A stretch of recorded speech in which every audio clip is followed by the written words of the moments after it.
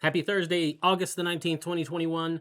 Today's daily Bible readings are from Psalm 84, 1 Kings 4:20 through 28, 1 Thessalonians 5, 1 through 11, or you could have read Psalm 34, 15 through 22, Joshua 22, 1 through 9, and then 1 Thessalonians 5, 1 through 11, 1 Thessalonians.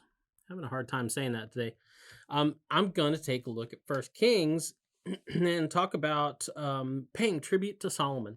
So this is a passage in the Bible that is, kind of sounds a little odd because we don't really think of people sending tribute anymore. But this was a pretty common idea in the olden days, where people would, if you had a powerful king, powerful country, powerful ruler, the other countries around them would send tribute. They would pay tribute. Basically a tax, but like say you were Pharaoh and you had a bunch of smaller states around you that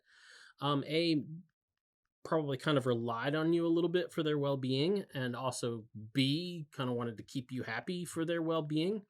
They would send gifts to you, presents. They would send goods into your country and into your court. It is basically kind of a tax.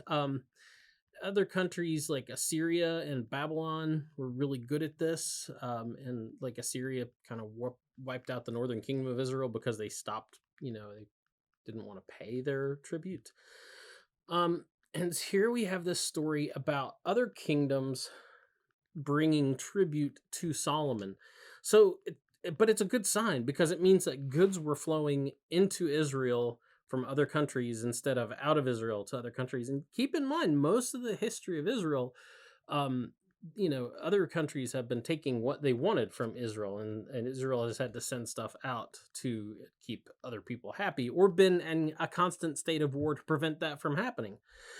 So what is the point of all this? Well, it shows that the shoe is now on the other foot, that these other countries are now subservient to this great high king of Israel, Solomon, and to the nation of Israel themselves. And even old enemies like the Philistines were sending all kinds, remember the baddies from all the Old Testament stories.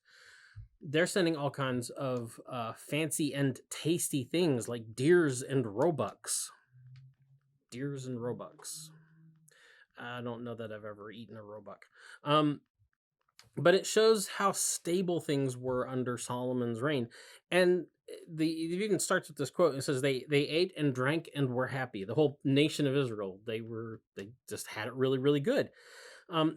Things were even better than under David, Solomon's dad, because David was kind of pretty much in a constant state of warfare, and a lot of that was civil wars, in his own family that he kind of caused.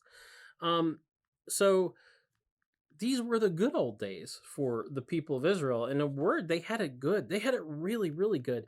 But they wouldn't even realize how good they had it until it was gone. And that happens pretty quickly after Solomon dies. Anyway, that's the DBR for today. Get out, enjoy the day.